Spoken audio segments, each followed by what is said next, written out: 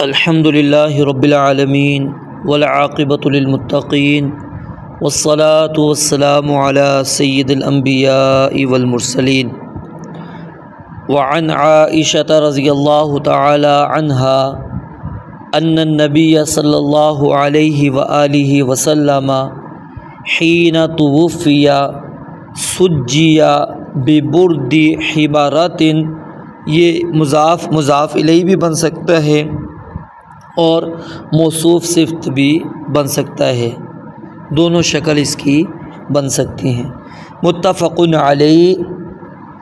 سیدہ عائشہ صدیقہ رضی اللہ تعالی عنہا سے روایت ہے، ان النبی صلی اللہ علیہ وآلہ وسلم، بے شک نبی مکرم صلی اللہ علیہ وآلہ وسلم، حین جب، توفیہ فوت ہو گئے، فوت کر دیے گئے، فوت ہو گئے، سجیا تو ڈھانپ دیا گیا، سجیا ڈھانپ دیا گیا، ببرد حبارۃ، ایک دھاری دار چادر کے ساتھ۔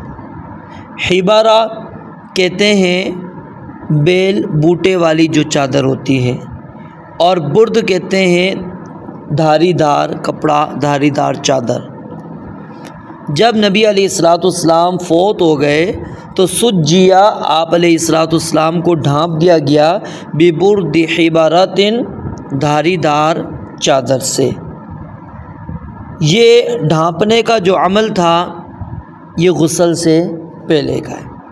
اس حدیث مبارکہ سے ایک مسئلہ تو یہ ثابت ہوا کہ میت کو غسل دینے سے پہلے دھاری دھار چادر سے ڈھانپ دینا جائز ہے، اور اس حدیث مبارکہ سے ایک اور مسئلہ بھی حل ہوا، اور وہ کیا ہے کہ نبی مکرم صلی اللہ علیہ وآلہ وسلم پر بھی موت وارد ہوئی ہے، آپ پر موت آئی ہے، اور اس حدیث مبارکہ سے یہ مسئلہ انتہائی آسانی کے ساتھ سمجھ میں آ جائے گا کہ کیا نبی علیہ السلام حیات ہیں یا آپ وفات پا چکے ہیں۔ تو قرآن کریم کی آیات اور احادیث مبارکہ اس مسئلے میں دلیلیں ہیں، لیکن یہاں پر یہ چیز بس صرف سمجھ لیں کہ نبی علیہ السلام کو کیا ہے، ڈھانپا گیا۔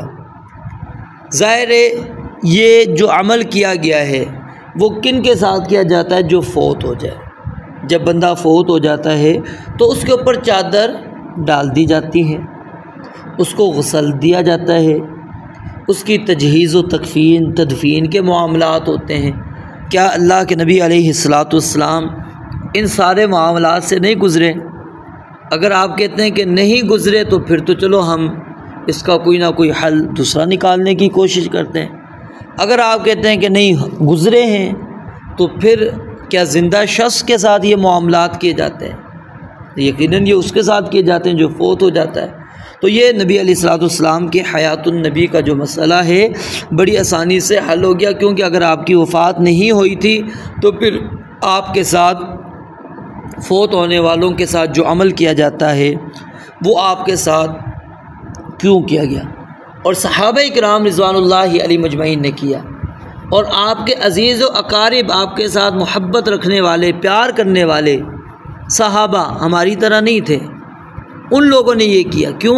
ان کو بھی پتہ تھا کہ آپ علیہ السلام فوت ہو گئے، اور پھر سیدنا ابوبکر صدیق رضی اللہ تعالیٰ عنہ نے وہ آیت مبارکہ پڑھ کے لوگوں کو یاد دہانی کروا دی کہ وما محمد الا رسول قد خلت من قبلہ الرسل افإن مات او قتل انقلبتم على اعقابکم ومن ينقلب على عقبیہ فلن يضر اللہ شیئا وسيجزي اللہ الشاکرین۔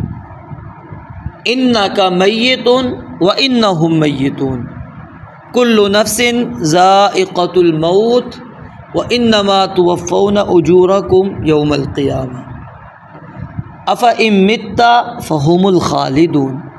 بے شمار اور آیات اور احادیث مبارکہ ہیں جو اس مسئلے پر واضح نص اور صریح دلیل ہیں کہ نبی علیہ السلام فوت ہو چکے ہیں، تو اس سے یہ مسئلہ ثابت ہو گیا کہ جب بندہ فوت ہو جائے تو اس کو کیا ہے، ڈھانپنا بھی چاہیے، اس کے اوپر دھاری چادر اگر ہو تو وہ زیادہ بہتر ہے، وہ اس کے اوپر ڈال دی جائے، اگر وہ نہیں ہے تو پھر کوئی اور چادر آپ کے پاس جو میسر ہے وہ چادر اس کے اوپر ڈال دی جائے۔ اور یہ عمل کیا ہے، غسل سے پہلے کا ہے۔ رب العالمین سے دعا ہے اللہ تعالیٰ سمجھنے عمل کرنے کی توفیق عطا فرمائے۔ وآخر دعوانا الحمدللہ رب العالمین۔